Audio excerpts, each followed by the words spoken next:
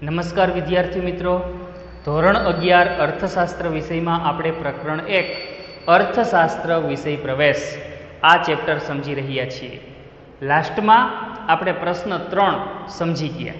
પશ્ચિમી દેશોમાં અર્થશાસ્ત્રનો ઉદ્ભવ અને વિકાસ કઈ રીતે થયો એના વિશેની આપણે ડિટેલમાં વાત કરી. આજે આપણે ક્વેશ્ચન 4 આર્થિક પ્રવૃત્તિ અને બિન આર્થિક પ્રવૃત્તિ વચ્ચેનો તફાવત સ્પષ્ટ કરો આ ક્વેશ્ચન વિશેની વાત કરવી છે. વાણિજ્ય વ્યવસ્થામાં પણ આ તફાવત તમે ભણી ગયા છો. મોસ્ટ આઈએમપી તફાવત છે. અર્થશાસ્ત્રમાં પણ આ તફાવત મોસ્ટ આઈએમપી છે. વારંવાર પૂછાય એવો તફાવત અને સહેલો તફાવત. વ્યવસ્થિત રીતે આપણે બધા મુદ્દા તફાવતના સ્વરૂપમાં યાદ રાખશું. 6 મુદ્દાઓ છે. 3 માર્કમાં પૂછાય તો આ 6 મુદ્દા લખવાના. અર્થ, હેતુ, પ્રકાર, અનિશ્ચિતતા અને જોખમ, વિનિમય અને ઉદાહરણ. 6 મુદ્દાની આપણે અહીં વાત કરશું. તો આર્થિક પ્રવૃત્તિ અને બિન આર્થિક પ્રવૃત્તિ માટે સૌથી પહેલાં તો અર્થ, કે આર્થિક પ્રવૃત્તિ કોને ગણવી અને બિન આર્થિક પ્રવૃત્તિ કોને ગણવી. જો માનવી પોતાની જરૂરિયાત સંતોષવા માટે આવક મેળવવાની કે ખર્ચ કરવાની જે પ્રવૃત્તિ કરે છે એને આપણે આર્થિક પ્રવૃત્તિ તરીકે ઓળખશું. દરેક વ્યક્તિ પોતાની જરૂરિયાત સંતોષવા માટે રોજબરોજ જુદી જુદી આર્થિક પ્રવૃત્તિ કરતા હોય અને આવક પ્રાપ્ત કરતા હોય, અને જે આવક પ્રાપ્ત કરી હોય એમાંથી વ્યક્તિ પોતાની જરૂરિયાત સંતોષવા માટે એનો ખર્ચ કરતા હોય અને જુદી જુદી વસ્તુઓની ખરીદી કરતા હોય, અને એ રીતે દરેક વ્યક્તિ પોતાની જરૂરિયાત સંતોષતી હોય. તો માનવી પોતાની જરૂરિયાત સંતોષવાના હેતુસર આવક મેળવવાની કે ખર્ચ કરવાની જે પ્રવૃત્તિ કરે છે એને આપણે આર્થિક પ્રવૃત્તિ તરીકે ઓળખશું. એ જ રીતે બિન આર્થિક પ્રવૃત્તિ કોને ગણશું? તો કે જે પ્રવૃત્તિનો ઉદ્દેશ આવક પ્રાપ્તિનો ન હોય કે ખર્ચનો ન હોય, જે પ્રવૃત્તિનો ઉદ્દેશ આવક પ્રાપ્તિનો ન હોય કે ખર્ચનો ન હોય, પરંતુ જે પ્રવૃત્તિ દયા, પ્રેમ કે લાગણીથી પ્રેરાઈને થતી હોય, આવી પ્રવૃત્તિને આપણે બિન આર્થિક પ્રવૃત્તિ તરીકે ઓળખશું. માતા પોતાના બાળકનો ઉછેર કરે છે તો માતાની બાળક પ્રત્યે લાગણી છે, તો આ બિન આર્થિક પ્રવૃત્તિ છે કે જે આ આવક પ્રાપ્તિનો કે ખર્ચનો ઉદ્દેશ નથી. ઓકે, એટલે જે પ્રવૃત્તિનો ઉદ્દેશ આવક પ્રાપ્તિનો કે ખર્ચ કરવાનો ન હોય, પણ દયા, પ્રેમ કે લાગણીથી પ્રેરાઈને જે પ્રવૃત્તિઓ વ્યક્તિ દ્વારા થાય એને આપણે બિન આર્થિક પ્રવૃત્તિ કહેશું. કોઈ વ્યક્તિ છે એ દાન પુણ્ય કરે છે તો એ બિન આર્થિક પ્રવૃત્તિ છે, બરાબર. ત્યાર પછીનો બીજો મુદ્દો છે હેતુ. આર્થિક પ્રવૃત્તિનો મુખ્ય હેતુ શું છે? તો કે નાણાકીય વળતર મેળવવું અને જરૂરિયાત સંતોષવી. આ મુખ્ય ઉદ્દેશ છે. આર્થિક પ્રવૃત્તિનો મુખ્ય હેતુ શું? તો કે નાણાકીય વળતર મેળવવું અને એમાંથી પોતાની જરૂરિયાત સંતોષવી. જ્યારે બિન આર્થિક પ્રવૃત્તિનો ઉદ્દેશ કયો છે? પ્રેમ, લાગણી, દયા કે સેવાનો ઉદ્દેશ છે. પ્રેમ, લાગણી, દયા કે સેવાનો ઉદ્દેશ છે, તેમજ નામના મેળવવાનો ઉદ્દેશ છે. ઘણા બધા વ્યક્તિઓ નામના મેળવવા માટે બિન આર્થિક પ્રવૃત્તિ કરતા હોય, દાન પુણ્ય કરતા હોય. તો આ પણ એક ઉદ્દેશ છે નામના મેળવવી બિન આર્થિક પ્રવૃત્તિનો. ત્યાર પછીનો મુદ્દો છે પ્રકાર. આર્થિક પ્રવૃત્તિના 3 પ્રકાર છે: ધંધો, વ્યવસાય અને નોકરી. આ ત્રણેય પ્રકાર વિશે તમે વાણિજ્ય વ્યવસ્થા વિષયમાં ભણી ગયા છો. જ્યારે બિન આર્થિક પ્રવૃત્તિના આવા એક પણ પ્રકાર પડતા નથી. ત્યાર પછીનો મુદ્દો છે અનિશ્ચિતતા અને જોખમ. જો આર્થિક પ્રવૃત્તિમાં અનિશ્ચિતતા અને જોખમનું પ્રમાણ વધારે છે. આર્થિક પ્રવૃત્તિમાં અનિશ્ચિતતા હોય, જોખમ વધુ હોય, બિઝનેસમાં નફો થશે કે ખોટ જશે એનું કાંઈ નક્કી હોતું નથી. નોકરી કરતી વ્યક્તિની નોકરી અકબંધ રહેશે કે છૂટી જશે એનું પણ કંઈ નક્કી હોતું નથી. વ્યવસાયમાં પણ એવું છે. અનિશ્ચિતતા અને જોખમ આર્થિક પ્રવૃત્તિમાં વધારે છે, જ્યારે બિન આર્થિક પ્રવૃત્તિમાં નાણાં પ્રાપ્તિની કોઈ વાત જ નથી. એટલે બિન આર્થિક પ્રવૃત્તિમાં અનિશ્ચિતતા અને જોખમ ઓછા હોય, કારણ કે ત્યાં નાણાકીય વળતર મેળવવાની અપેક્ષા એ પ્રવૃત્તિ થતી નથી, ત્યાં માત્ર દાન આપવાની વાત છે.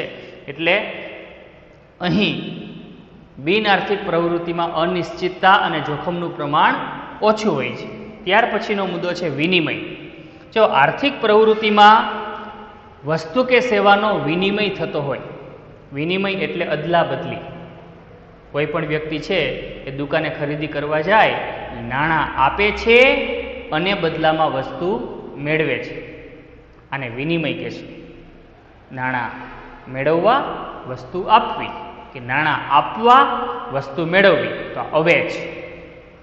આર્થિક પ્રવૃત્તિમાં આવો વિનિમય હોય છે, વસ્તુ કે સેવાના વિનિમય સાથે સંકળાયેલી પ્રવૃત્તિ છે આર્થિક પ્રવૃત્તિ. જ્યારે બિન આર્થિક પ્રવૃત્તિમાં આવો વિનિમય જોવા મળતો નથી, આવો અવેજ જોવા મળતો નથી. કોઈ ધનિક વ્યક્તિ ગરીબ વ્યક્તિને જમવાનું આપે છે તો માત્ર આપવાની જ વાત છે, પછી બદલામાં નાણાં વસૂલવાની વાત ન આવે. કોઈ ધનિક વ્યક્તિ દાન કરે છે તો માત્ર આપવાની જ વાત છે, બદલામાં કાંઈ મેળવાતું નથી. તો બિન આર્થિક પ્રવૃત્તિમાં વસ્તુ કે સેવાનો વિનિમય થતો નથી, માત્ર આપવાની જ વાત કે ખર્ચ કરવાની જ વાત હોય, બદલામાં કશુંક મેળવવાની વાત હોતી નથી, એટલે કે અવેજ ન હોય. ત્યાર પછી આપણે ઉદાહરણ જોઈએ. ખેડૂત ખેતી કરીને નાણાં પ્રાપ્તિ માટે અનાજનું ઉત્પાદન કરે છે તો એ આર્થિક પ્રવૃત્તિ છે. કોઈ ખેડૂત છે ખેતી કરીને કૃષિ પાકનું ઉત્પાદન કરે, એને વેચી અને નાણાં પ્રાપ્ત કરે અને એ રીતે પ્રવૃત્તિ કરે તો ખેડૂતની આ પ્રવૃત્તિ આર્થિક પ્રવૃત્તિ છે. કોઈ શિક્ષક છે એ શાળામાં જઈ બાળકોને ભણાવે તો આર્થિક પ્રવૃત્તિ છે, કારણ કે એનો હેતુ નાણાં પ્રાપ્તિનો હોય, પગાર મેળવવાનો હોય. એ જ રીતે બિન આર્થિક પ્રવૃત્તિના ઉદાહરણ આપી શકીએ. ધનિક વ્યક્તિ દ્વારા દાન આપવાની જે પ્રવૃત્તિ થાય, બિન આર્થિક પ્રવૃત્તિ છે. માતા દ્વારા બાળકના ઉછેરની પ્રવૃત્તિ થાય, બિન આર્થિક પ્રવૃત્તિ છે. માતા પોતાના બાળકને પ્રેમથી જમાડે, પછી માતા છે પોતાના બાળક પાસેથી નાણાં વસૂલતી નથી કે વ્યવસ્થિત રીતે પેટ ભરીને જમી લીધું બાળકે તો હવે 70 રૂપિયા આપે, એ રીતની કોઈ વાત અહીંયા ન હોય, બિન આર્થિક પ્રવૃત્તિ. અને શિક્ષક પોતાના પુત્રને ભણાવે એ પણ બિન આર્થિક પ્રવૃત્તિ છે. શિક્ષક પોતાના પુત્રને ભણાવીને પોતાના પુત્ર પાસેથી કંઈ ફી વસૂલતો નથી, તો આ બિન આર્થિક પ્રવૃત્તિ જે માત્ર આપવાની જ વાત હોય, અવેજ હોતો નથી, બદલામાં કશુંક મેળવવાની વાત હોતી નથી, આ બિન આર્થિક પ્રવૃત્તિ. તો આ રીતે આપણે આર્થિક પ્રવૃત્તિ અને બિન આર્થિક પ્રવૃત્તિ વચ્ચેનો તફાવત આ પ્રમાણે સમજી શકીએ. કેટલા મુદ્દાઓ જોયા? 6. અર્થ, હેતુ, પ્રકાર, અનિશ્ચિતતા અને જોખમ, વિનિમય અને ઉદાહરણ. આ 6 મુદ્દાને આધારે આપણે આખો તફાવત રજૂ કરવાનો. 3 માર્કમાં પૂછાય તો 6 મુદ્દા, 2 માર્કમાં પૂછાય તો 4 મુદ્દા. પણ યાદ રાખજો, બધામાં અર્થ ફરજિયાત લખવો. તફાવતની શરૂઆત હંમેશા અર્થથી જ કરવી, આ મુદ્દો કમ્પલસરી છે. તો અહીં આપણો આ ક્વેશ્ચન પૂરો. હવે આપણે ક્વેશ્ચન 5, એકમલક્ષી અર્થશાસ્ત્ર અને સમગ્રલક્ષી અર્થશાસ્ત્ર બંને વચ્ચેનો તફાવત સ્પષ્ટ કરો, અથવા તો એકમલક્ષી અર્થશાસ્ત્ર અને સમગ્રલક્ષી અર્થશાસ્ત્રનો અર્થ સ્પષ્ટ કરો. આ ક્વેશ્ચન વિશેની વાત કરવી છે. 3 અથવા 5 માર્કમાં પૂછાય, 2 માર્કમાં પણ તફાવત પૂછાઈ શકે. અર્થશાસ્ત્રના 2 પ્રકાર પાડવામાં આવ્યા છે. અર્થશાસ્ત્રને તેના કાર્યક્ષેત્રને આધારે 2 ભાગમાં વહેંચવામાં આવ્યું છે. એકમલક્ષી અર્થશાસ્ત્ર અને સમગ્રલક્ષી અર્થશાસ્ત્ર. આ 2 ભાગમાં અર્થશાસ્ત્રને શેના આધારે વહેંચવામાં આવ્યું છે? એના કાર્યક્ષેત્રને આધારે. આ બંને વચ્ચેનો તફાવત અહીં આપણે સમજશું. સૌથી પહેલાં તો અર્થ, કે એકમલક્ષી અર્થશાસ્ત્ર કોને ગણશું અને સમગ્રલક્ષી અર્થશાસ્ત્ર કોને ગણશું. અર્થ જોઈએ. જ્યારે કોઈ એક વ્યક્તિ, કોઈ એક કુટુંબ કે કોઈ એક પેઢીના આર્થિક વ્યવહારોનો વ્યક્તિગત રીતે અભ્યાસ કરવામાં આવતો હોય એને એકમલક્ષી અર્થશાસ્ત્ર કહેવાય. કોઈ એક વ્યક્તિ, કોઈ એક કુટુંબ કે કોઈ એક પેઢીના આર્થિક વ્યવહારોનો વ્યક્તિગત રીતે અભ્યાસ કરતું શાસ્ત્ર એટલે એકમલક્ષી અર્થશાસ્ત્ર. અહીંયા કોઈ એક એકમનો અભ્યાસ થાય છે, કોઈ એક એકમના આર્થિક વ્યવહારોનો અભ્યાસ થાય છે. જેમ કે કોઈ એક વ્યક્તિના આર્થિક વ્યવહાર, કોઈ એક કુટુંબના આર્થિક વ્યવહાર કે કોઈ એક પેઢીના આર્થિક વ્યવહાર, એનો વ્યક્તિગત રીતે અહીં અભ્યાસ થાય. આ અર્થશાસ્ત્ર એટલે એકમલક્ષી અર્થશાસ્ત્ર. જ્યારે સમગ્રલક્ષી અર્થશાસ્ત્ર કોને કહેશું? જેમાં કોઈ એક એકમને બદલે દેશના તમામ એકમોના આર્થિક વ્યવહારોનો સામૂહિક રીતે અભ્યાસ થતો હોય. કોઈ એક એકમને બદલે દેશના તમામ એકમોના આર્થિક વ્યવહારોનો, દેશની તમામ વ્યક્તિઓના આર્થિક વ્યવહાર, દેશની તમામ પેઢીઓના આર્થિક વ્યવહાર, દેશના તમામ કુટુંબોના આર્થિક વ્યવહારોનો સામૂહિક રીતે અભ્યાસ થતો હોય એવા શાસ્ત્રને સમગ્રલક્ષી અર્થશાસ્ત્ર તરીકે ઓળખવામાં આવે છે. આ થઈ બંનેના અર્થની વાત. હવે તફાવતનો બીજો મુદ્દો નિર્ણય. એકમલક્ષી અર્થશાસ્ત્ર કોને ઉપયોગી છે? તો યાદ રાખજો, કોઈ ગ્રાહક, કોઈ એક પેઢી કે કોઈ શ્રમિકને આર્થિક નિર્ણયો લેવામાં એકમલક્ષી અર્થશાસ્ત્ર ઉપયોગી નીવડે છે.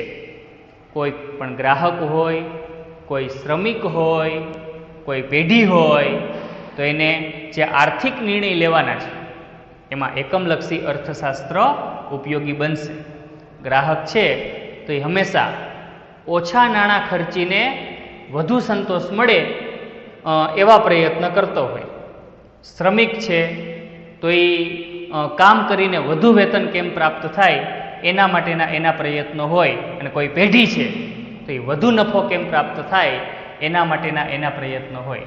તો ગ્રાહક, પેઢી કે શ્રમિકોને આર્થિક નિર્ણય લેવામાં એકમલક્ષી અર્થશાસ્ત્ર વિશેષ ઉપયોગી થતું હોય છે. જ્યારે સમગ્રલક્ષી અર્થશાસ્ત્ર કોને ઉપયોગી છે? તો કે દેશની સરકારને. દેશની સરકારને દેશ માટે વિવિધ નીતિઓ ઘડવી હોય, દેશની સરકારને દેશ માટે વિવિધ આર્થિક નીતિઓ ઘડવી હોય, દેશની સરકારને દેશ માટે વિવિધ આર્થિક નિર્ણય લેવા હોય, તો એના માટે સમગ્રલક્ષી અર્થશાસ્ત્ર વધુ ઉપયોગી બનશે. લોકડાઉનના ભાગરૂપે જે 20 લાખ કરોડ રૂપિયાનું રાહત પેકેજ ગવર્મેન્ટે ફાળવ્યું છે, તો એ એક આર્થિક નિર્ણય લેવાની વાત છે. તો એમાં ગવર્મેન્ટને સમગ્રલક્ષી અર્થશાસ્ત્ર જ વિશેષ ઉપયોગી બન્યું હોય. ત્રીજો મુદ્દો છે અભ્યાસનું કેન્દ્ર બિંદુ. એકમલક્ષી અર્થશાસ્ત્રમાં અભ્યાસનું કેન્દ્ર બિંદુ શું છે? તો કે એકમ. કોઈ એક એકમ. પછી એમાં કોઈ એક ગ્રાહક હોઈ શકે, કોઈ એક વ્યક્તિ હોઈ શકે, કોઈ એક કુટુંબ હોઈ શકે કે કોઈ એક પેઢી હોઈ શકે. પણ અહીં એકમલક્ષી અર્થશાસ્ત્રમાં અભ્યાસનું કેન્દ્ર બિંદુ એકમ છે. જ્યારે સમગ્રલક્ષી અર્થશાસ્ત્રમાં અભ્યાસનું કેન્દ્ર બિંદુ શું છે? તો કે સમષ્ટિ. સમષ્ટિ એટલે એકમનો સમૂહ, જેમાં દેશના તમામ વ્યક્તિઓ, દેશના તમામ કુટુંબો, દેશની તમામ પેઢી કે દેશના તમામ ઉદ્યોગો આવી જાય. એનો સામૂહિક રીતે અભ્યાસ અહીં સમગ્રલક્ષી અર્થશાસ્ત્રમાં થાય છે. ત્યાર પછી કાર્યક્ષેત્ર. એકમલક્ષી અર્થશાસ્ત્રના અભ્યાસના કાર્યક્ષેત્રમાં કઈ કઈ બાબત આવે? તો કે વસ્તુઓ અને સેવાઓની જે કિંમતો નક્કી થાય છે, કિંમત નિર્ધારણ, એ કઈ રીતે થાય છે એનો અભ્યાસ એકમલક્ષી અર્થશાસ્ત્રમાં થાય. કોઈ પણ વસ્તુ કે સેવાના માંગ અને પુરવઠાને આધારે જે તે વસ્તુ કે સેવાની કિંમત નક્કી થતી હોય, કિંમત નિર્ધારણ થતું હોય, તો એ કઈ રીતે થાય એ એકમલક્ષી અર્થશાસ્ત્રના કાર્યક્ષેત્રના ભાગરૂપે છે. દરેક ગ્રાહકનું વર્તન કેવું હોય, ઓછા નાણાં ખર્ચવા અને વધુને વધુ સારી ગુણવત્તાવાળી વસ્તુઓ પ્રાપ્ત કરવી અને વ્યવસ્થિત રીતે જરૂરિયાત સંતોષવી. તો ગ્રાહકનું આ જે વર્તન છે એ એકમલક્ષી અર્થશાસ્ત્રના અભ્યાસના ભાગરૂપે છે. પેઢીની સમતુલા, કોઈ પણ પેઢી કઈ રીતે સમતુલાની સ્થિતિએ પહોંચે છે, કોઈ પણ પેઢી કઈ રીતે મહત્તમ નફાની સ્થિતિએ પહોંચે છે, એનો અભ્યાસ એકમલક્ષી અર્થશાસ્ત્રના ભાગરૂપે છે. એટલે કે વસ્તુનું કિંમત નિર્ધારણ, ગ્રાહકનું વર્તન, પેઢીની સમતુલા વગેરે એકમલક્ષી અર્થશાસ્ત્રના કાર્યક્ષેત્રમાં આવે. તો એની સામે સમગ્રલક્ષી અર્થશાસ્ત્રના કાર્યક્ષેત્રમાં કઈ બાબત આવે? તો કે દેશની રાષ્ટ્રીય આવકની ગણતરી કરવી, વસ્તીની ગણતરી કરવી, ગરીબી કે બેકારીની ગણતરી કરવી. તો આવા અભ્યાસો સમગ્રલક્ષી અર્થશાસ્ત્રના કાર્યક્ષેત્રના ભાગરૂપે આવે. ત્યાર પછીનો મુદ્દો છે ગ્રીક શાબ્દિક અર્થ.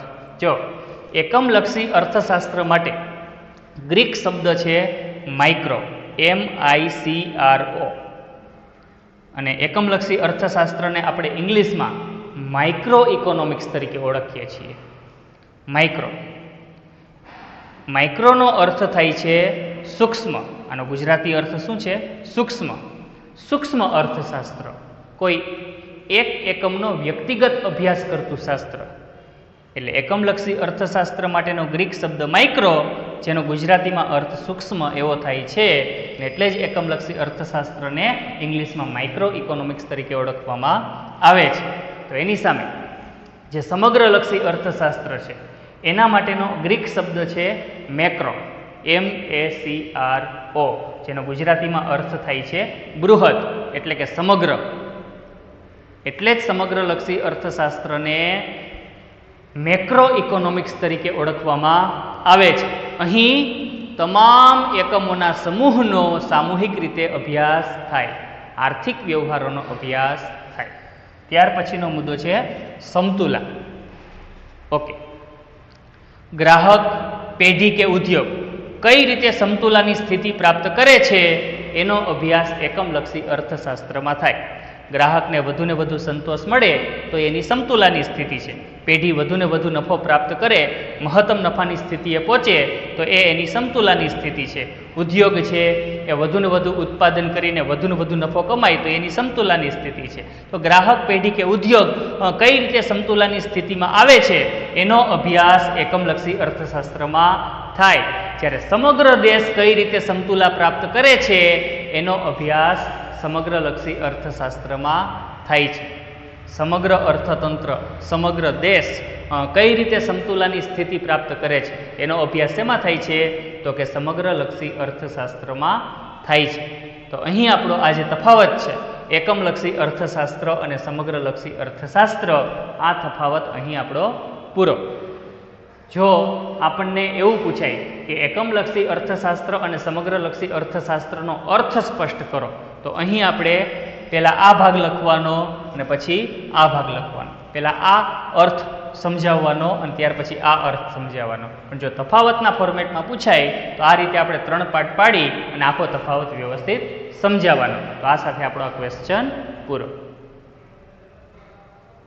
નમસ્કાર વિદ્યાર્થી મિત્રો, ધોરણ 11 અર્થશાસ્ત્ર વિષયમાં આપણે પ્રકરણ 1 અર્થશાસ્ત્ર વિષય પ્રવેશ આ ચેપ્ટર સમજી રહ્યા છીએ. આપણો જે રનિંગ ક્વેશ્ચન છે, પશ્ચિમી દેશોમાં અર્થશાસ્ત્રનો ઉદ્ભવ અને વિકાસ કઈ રીતે થયો એની ટૂંકમાં માહિતી આપો. આ આપણો રનિંગ ક્વેશ્ચન છે.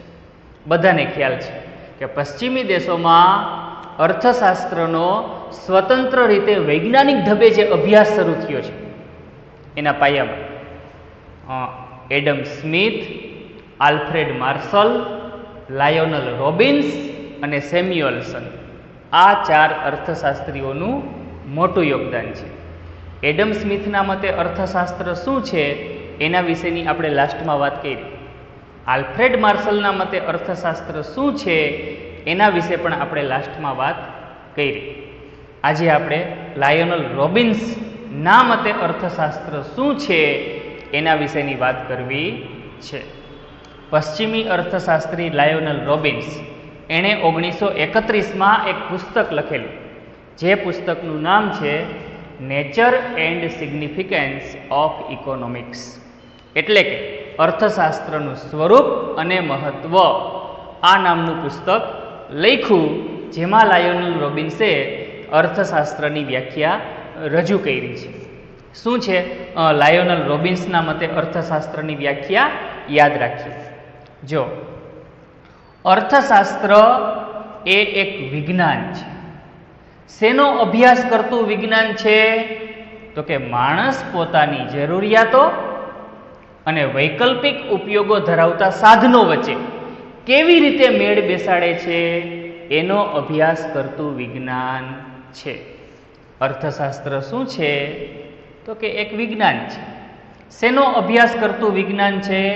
તો કે માણસ પોતાની જરૂરિયાતો અને વૈકલ્પિક ઉપયોગો ધરાવતા સાધનો વચ્ચે કેવી રીતે મેળ બેસાડે છે એની વર્તણૂકનો અભ્યાસ કરતું વિજ્ઞાન છે. આ જે વ્યાખ્યા છે એનું એનાલિસિસ, એનું વિશ્લેષણ આ મુજબ આપણે રજૂ કરી શકીએ. જો માનવીની જે જરૂરિયાતો છે એ અમર્યાદિત છે. માનવીની જરૂરિયાતો કેવી છે? અમર્યાદિત. જરૂરિયાતોનો કોઈ દી અંત આવતો નથી. સાયકલ હોય તો વ્યક્તિને મોટરસાયકલ લેવાની ઈચ્છા થાય, મોટરસાયકલ હોય તો કાર લેવાની ઈચ્છા થાય. એટલે એ રીતે માનવીની જરૂરિયાતોનો અંત નથી. વ્યક્તિએ સાંજે ભોજન કર્યું હોય તો બીજે દિવસે પાછા ભોજન કરવા પડે. જરૂરિયાતોનો કોઈ દી અંત આવતો નથી. એટલે કે માનવીની જરૂરિયાતો અમર્યાદિત છે. અને જરૂરિયાતો સંતોષવા માટેના જે સાધનો છે, ખાસ તો એમાં મની, એ વૈકલ્પિક ઉપયોગો ધરાવે છે. જરૂરિયાત સંતોષવાના સાધનો મર્યાદિત છે અને પાછા વૈકલ્પિક ઉપયોગ ધરાવે છે. જેમ કે 20,000 રૂપિયા હોય તો એ જરૂરિયાત સંતોષવા માટેનું સાધન થયું. તો એ જ 20,000 રૂપિયામાંથી વ્યક્તિ ઈચ્છે તો સ્માર્ટ ટીવી ખરીદી શકે. એ 20,000 રૂપિયામાંથી વ્યક્તિ ઈચ્છે તો વોશિંગ મશીન ખરીદી શકે, મોબાઈલ ખરીદી શકે. એટલે આ 20,000 રૂપિયાના વૈકલ્પિક ઉપયોગો થયા. બરાબર? માનવીની જરૂરિયાતો અમર્યાદિત છે, પણ જરૂરિયાત સંતોષવા માટેના જે સાધનો છે એ મર્યાદિત છે અને પાછા વૈકલ્પિક ઉપયોગ ધરાવે છે.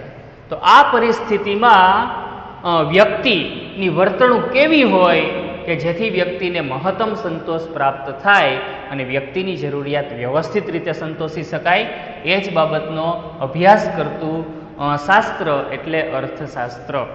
અર્થશાસ્ત્ર એ માણસ પોતાની જરૂરિયાતો અને વૈકલ્પિક ઉપયોગો ધરાવતા સાધનો વચ્ચે કેવી રીતે મેળ બેસાડે છે એની વર્તણૂકનો અભ્યાસ કરતું શાસ્ત્ર છે.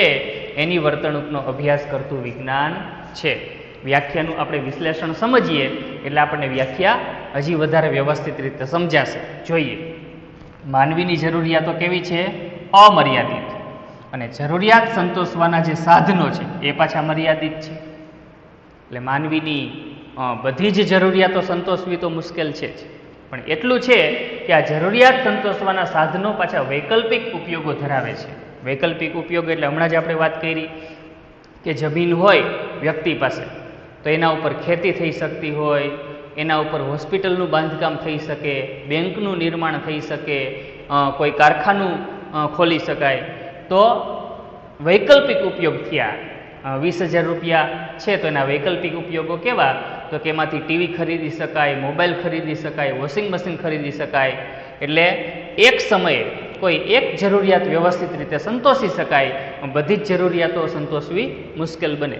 તો આ સંદર્ભે અર્થશાસ્ત્રનું કામ એ છે કે અછતવાળા સાધનોનો કેવી રીતે ઉપયોગ કરવો કે જેથી કરીને માણસની જરૂરિયાત વધુને વધુ સંતોષાય, એ જ બાબતનું માર્ગદર્શન અર્થશાસ્ત્ર આપે છે. વ્યક્તિની જરૂરિયાત કેવી છે? અમર્યાદિત. પણ વ્યક્તિ પાસે જરૂરિયાત સંતોષવાના જે સાધનો છે એ કેવા છે? મર્યાદિત અને પાછા વૈકલ્પિક ઉપયોગ ધરાવે છે. તો આ પરિસ્થિતિમાં માનવીએ સાધનોનો કેવી રીતે ઉપયોગ કરવો જોઈએ કે જેથી માનવીની જરૂરિયાત વધુને વધુ સંતોષાય, માનવીને મહત્તમ સંતોષ મળે, એ બાબતનું માર્ગદર્શન અર્થશાસ્ત્ર આપે છે. બીજી વાત કે રોબિન્સના મતે અર્થશાસ્ત્ર છે એ વાસ્તવલક્ષી વિજ્ઞાન છે. એટલે કે અર્થશાસ્ત્ર રિયાલિટી રજૂ કરે છે, વાસ્તવિક સ્થિતિ રજૂ કરે છે.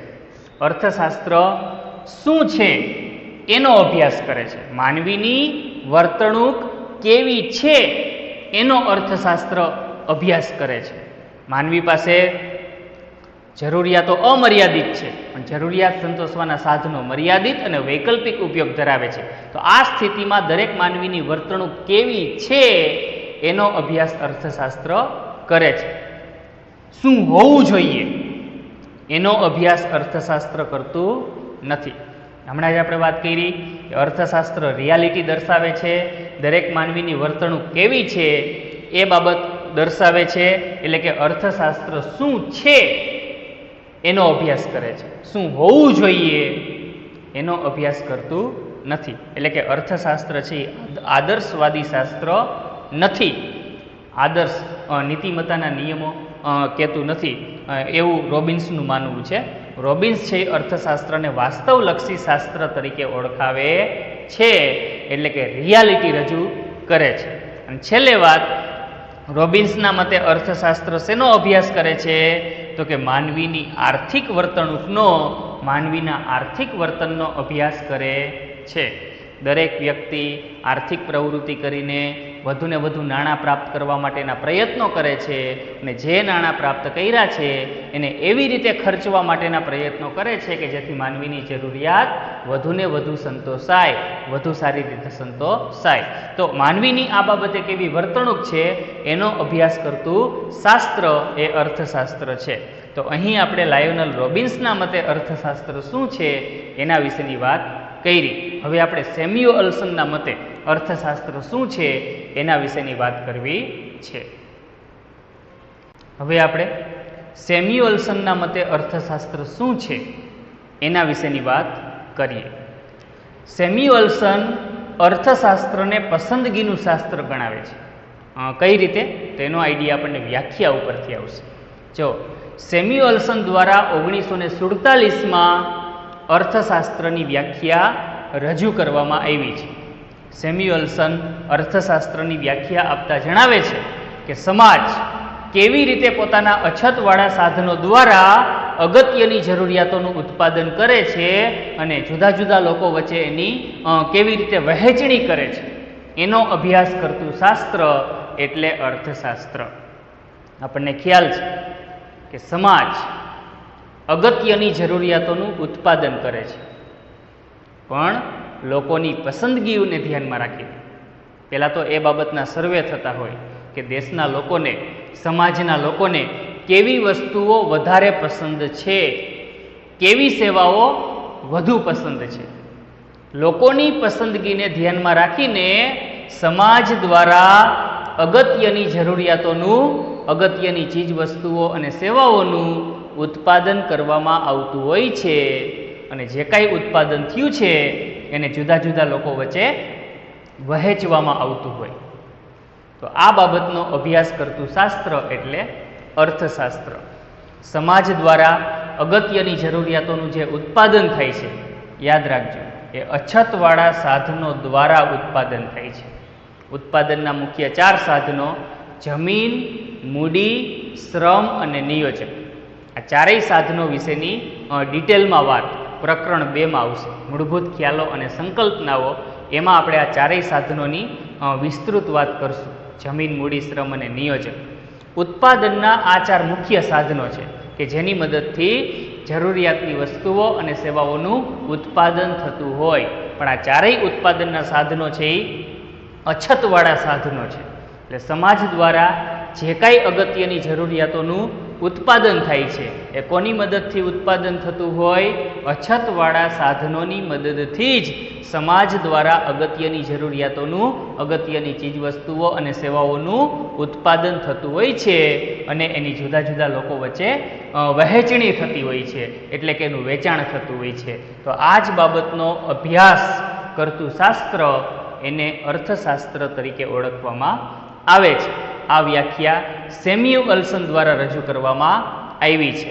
એટલે કે સેમ્યુઅલ્સન સમાજની પસંદગીઓ કેવી છે અને સમાજની પસંદગીને ધ્યાનમાં રાખીને કઈ રીતે લોકો અગત્યની જરૂરિયાતોનું ઉત્પાદન કરે છે અને એને લોકો વચ્ચે કઈ રીતે વહેંચે છે, આ મુદ્દાને અર્થશાસ્ત્રના અભ્યાસમાં મહત્વનું સ્થાન આપ્યું છે.